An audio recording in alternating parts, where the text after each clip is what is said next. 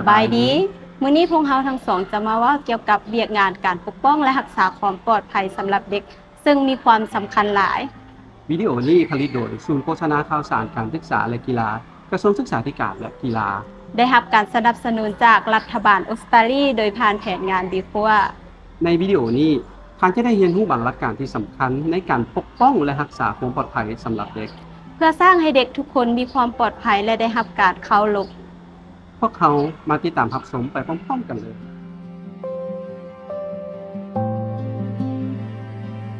การรักษาความปลอดภัยสำหรับเด็กหมายถึงการปกป้องเด็กจากอันตรายเพื่อให้เด็กมีความปลอดภัยสุขภาพแข็งแรงทางด้านร่างกายจิตใจและมีความสามารถในการเรียนรู้เด็กหมายถึงบุคคลที่มีอายุต่ำกว่า18ปีฉะนั้นการปกป้องและรักษาความปลอดภัยสำหรับเด็กแม่นความรับผิดชอบของหมดทุกคนโดยเฉพาะผู้ที่เฮ็ดเวียกในแขนงการศึกษา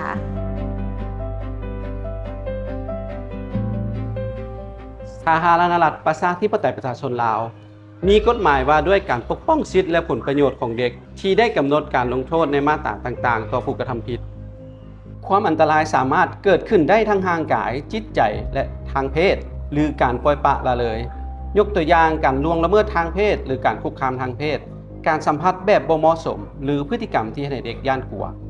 ความอันตรายยังรวมถึงการลงโทษทางทางกายการใช้ถ้อยคำที่รุนแรงกดขี่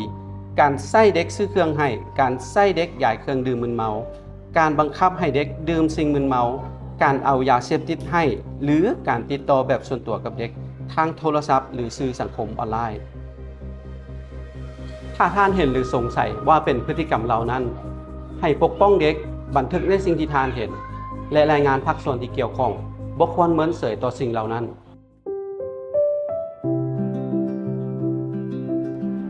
บทบาทของทานแม่นการช่วยเด็กให้เรียนรู้และปกป้องสิทธิของเขาเจ้าให้ได้รับความเท่าเทียมโดยบ่จำแนกเพศชนเผ่าระดับการเรียนรู้และความสามารถให้รู้ถึงอุปสรรคในการเรียนของเด็กและพยายามแสดงออกถึงการส่งเสริมการเรียนรู้และปกป้องเด็กทุกคนอยู่เสมอ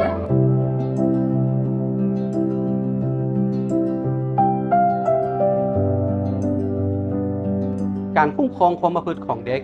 เป็นเวียกงานหนึ่งที่มีความสำคัญครูบ่ควรใช้การลงโทษทางร่างกายหรือการเฮ็ดให้อับอายแต่ควรใช้วิธีการในทางบวกวิธีการที่บ่มีความรุนแรงที่จะเป็นการสุกยู่การประพฤติที่ดีและแก้ไขปัญหาอย่างมีสติและเหมาะสม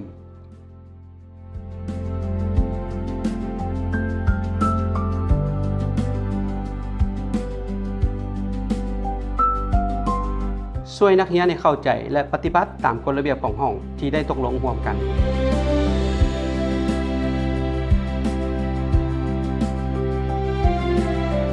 ห้ามถ่ายรูปหรือวิดีโอของเด็กเพื่อนำใช้ส่วนตัวเมื่อรูปภาพของเด็กได้ออกผ่านทางสื่อสังคมออนไลน์และได้ระบุสถานที่อยู่จะเฮ็ดให้เขาเจ้ามีความเสี่ยงที่อาจจะถูกคุกคามทุกครั้งต้องมีการเซ็นหนังสืออนุญาตจากผู้ปกครองและเด็กต้องเห็นดีก่อนต้องปกป้องข้อมูลส่วนตัวของเด็กควรหลีกเลี่ยงการบอกชื่อป้ายชื่อหรือป้ายที่แสดงให้เห็นว่าโรงเรียนตั้งอยู่ไส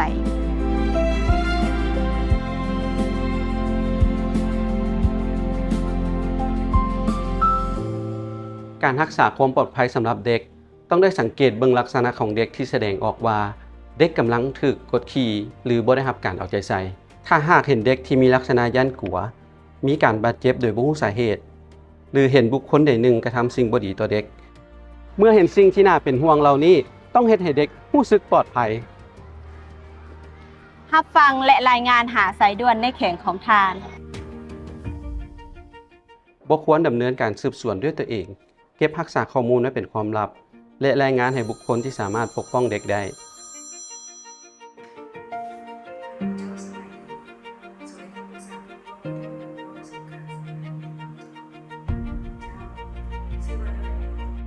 ท่านสามารถสร้างโรงเรียนให้เป็นสถานที่ที่ปลอดภัย เป็นบ่อนที่เด็กเจริญเติบใหญ่มีเกียรติมีศักดิ์ศรีและมีโอกาสในการเรียนรู้สิ่งต่างๆ พวกเขามาโฮมแห่งโฮมใจกัน ปกป้องเด็ก